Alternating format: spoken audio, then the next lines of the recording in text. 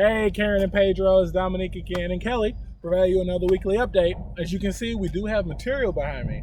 Your frame material did get delivered this morning, and it is going to start building over the weekend. So that's going to be our next focus for the next week, getting this home beautifully built. And once that's completed, I am going to do an inspection, as well as our supervisor of Dunbar will also do an inspection. So you're going to get 2 inspections done to make sure the house is built correctly.